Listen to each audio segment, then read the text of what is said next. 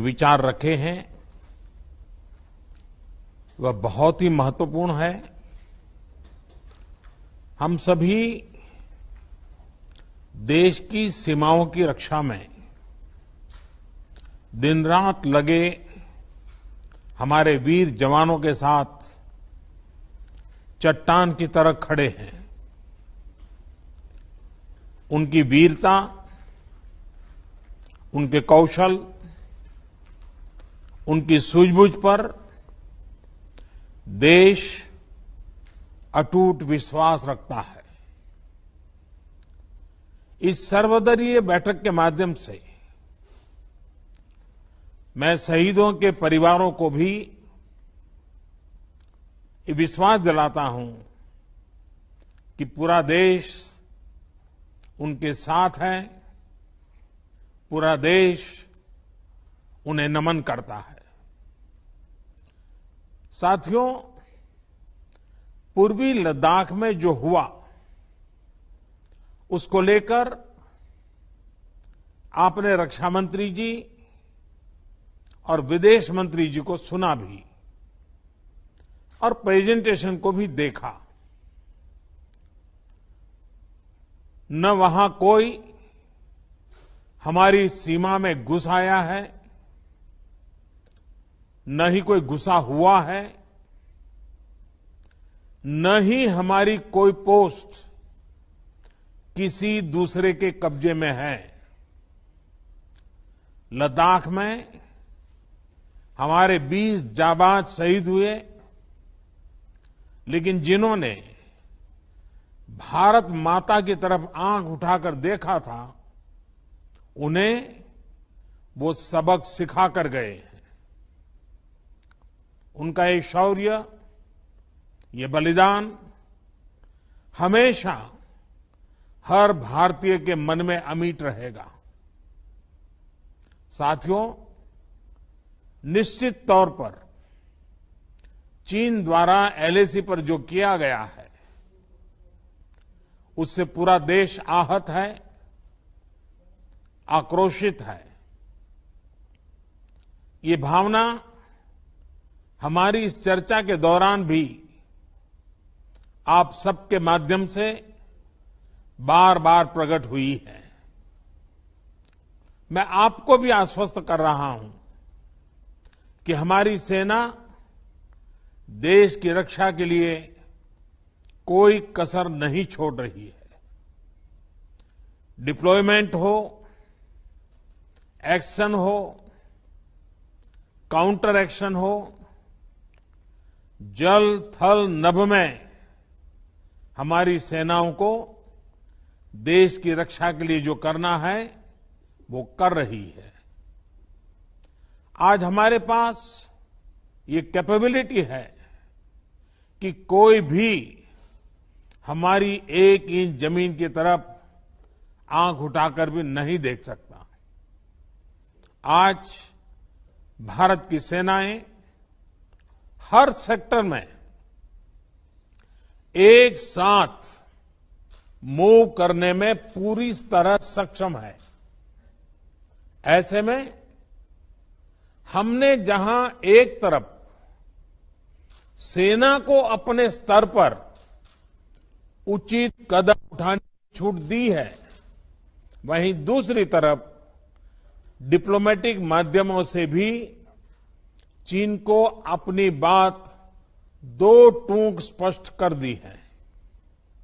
Bharat piece और friendship चाहता है, लेकिन अपनी सॉवरेनिटी की रक्षा हमारे लिए सर्वोपरि है और आप सबने भी इसी भाव को प्रकट किया है। साथियों, बीते 5 वर्षों में देश ने अपनी सीमाओं को सुरक्षित करने के लिए बॉर्डर एरिया में इंफ्रास्ट्रक्चर डेवलपमेंट को प्राथमिकता दी है। हमारी सेनाओं की दूसरी आवश्यकताओं जैसे फाइटर प्लेन्स, आधुनिक हेलीकॉप्टर, मिसाइल डिफेंस सिस्टम आदि पर भी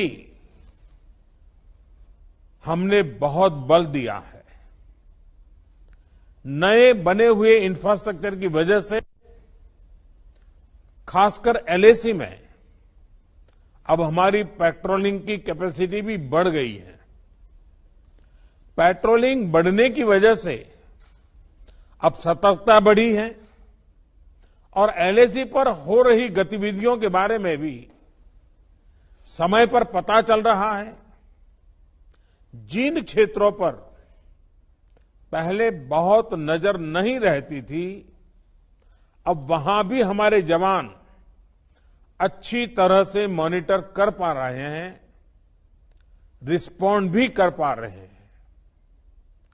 अब तक जिनको कोई पूछता नहीं था, कोई रोकता टोकता नहीं था, अब हमारे जवान डगर डगर पर उन्हें रोकते हैं, उन्हें टोकते हैं।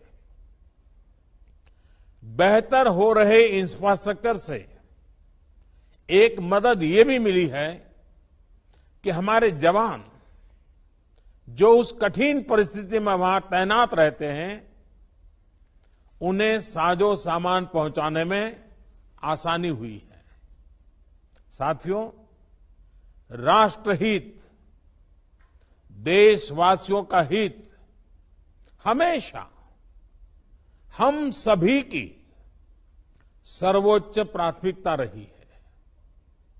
चाहे ट्रेड हो, कनेक्टिविटी हो,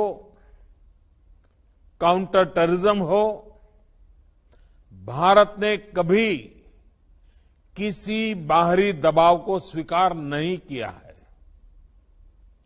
राष्ट्रीय सुरक्षा के लिए जो भी जरूरी कार्य है, जो भी जरूरी इंफ्रास्ट्रक्चर का निर्माण है, उसे इसी तरह तेज गति से आगे भी किया जाता रहेगा। मैं आप सभी को, सभी राजनीतिक दलों को फिर से आश्वस्त करता हूं कि हमारी सेनाएं सीमाओं की रक्षा करने में पूरी तरह सक्षम है। हमने उन्हें यथोचित कार्रवाई के लिए पूरी छूट दी हुई है। आप सभी ने इस बैठक के लिए अपना समय दिया, अपने मूल्यवान सुझाव दिए। इसके लिए मैं सभी दलों का, आप सभी नेतृत्वगण का हृदय से बहुत बहुत आभार व्यक्त करता हूं और आपके सुझाव आगे की रणनीति में बहुत लाभकर्ता होंगे, ये मुझे पूरा विश्वास है। मैं फिर एक बार इस एकता का संदेश देने में आप जो बढ़ चढ़ करके आगे आए हैं, वे सेना का मोरल तो बढ़ाएगा, देश के लोगों की हिम्मत बढ़ाएगा, लेकिन दुनिया को भी जो संदेश जाना चाहिए वो पहुंचेगा। और इसलिए आज की मीटिंग में आपकी सकारात्मक भूमिका का बहुत मूल्य है, उसका बहुत ऐतिहासिक महत्व है।